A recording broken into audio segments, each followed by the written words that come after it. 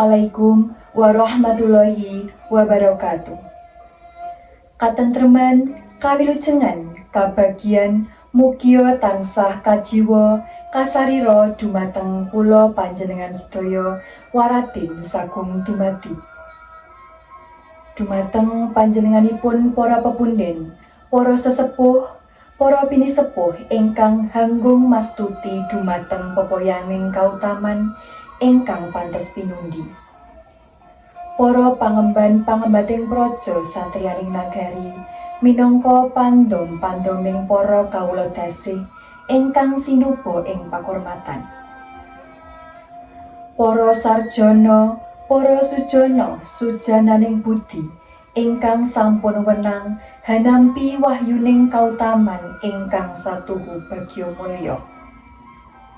Langkung rumiyin sumangga kula dherekaken asung puja dalah puji syukur wonten ngarsanipun Allah Subhanahu wa taala ingkang sampun paring mapinten-pinten karahmatan, kanikmatan saha kanugrahan dumateng kula lan panjenengan sedaya satemah saged pepanggihan wonten ing kalenggahan menika kanthi ginanjar wilujeng nir ing sambikala. Sholawat saha salam mugi tansah jinangkung wonten ngarsanipun sang pepedhinganing jagat mustikaning bawana Rasulullah Muhammad sallallahu alaihi wasallam ingkang kula lan panjenengan sedaya antu-antu syafaatipun wonten ing yaumul kiamah. Amin. Nuninje brayat ageng baraya wirawiyata, baraya wiratamtama, para purna karya lebet praja ingkang hambek luhuring dharma, para alim ulama ingkang rinten dalu tansah sumanding kitab suci wahyuning ilahi, minangka panuntun kiblating panembah ingkang satuhu luhuring budi. Panjenenganipun para satya werda, carana madya, para tamu kakung sumawana putri ingkang pantes hanampi pakurmatan satuhu pantes lamunta sinudarsana. Mradapa awit saking keparengipun Bapak Jatmiko sakalian garwa, kula Nadia Vindi Amelia ingkang kapitedah sinaraya hambuka wiwaranging suka wenganining wicara duwaraning kandha pinangka jejering pambiwara ngaturaken urut reroncening tata upacara ingkang sampun rinakit rinancang dening para kulawangsa ingkang tartamtu kewala kaaneraken wonten ing pawiwahan prasaja ing kalenggahan menika. Para rawuh ingkang dahat kinurmatan, kepareng atur uninga menggah reroncening adicara wonten ing dinten menika.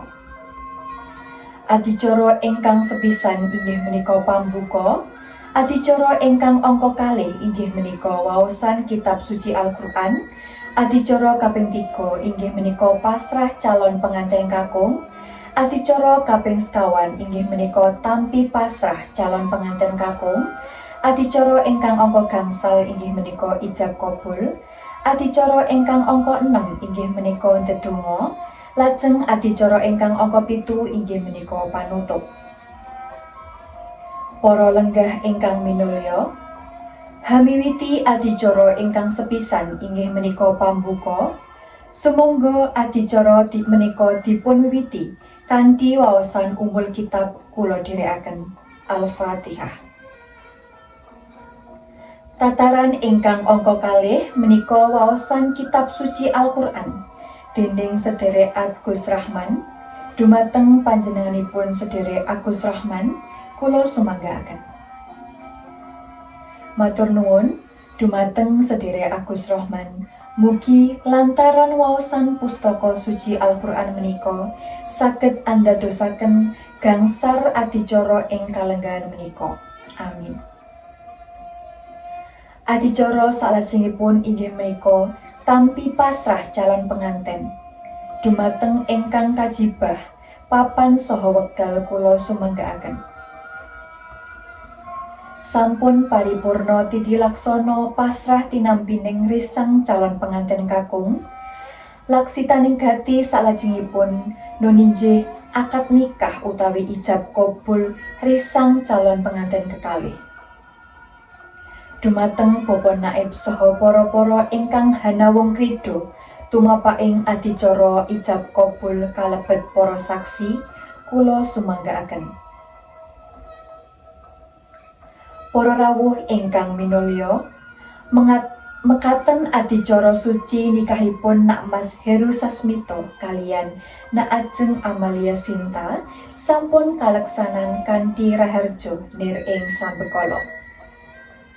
Agunging panuwun ingkang tanpa pepindhan katur dumateng panjenenganipun Bapak Naib sakadang. Adicara salajengipun inggih menika dedonga. Dumateng panjenenganipun Bapak Kyai Imam Subandi, kula sumanggaaken.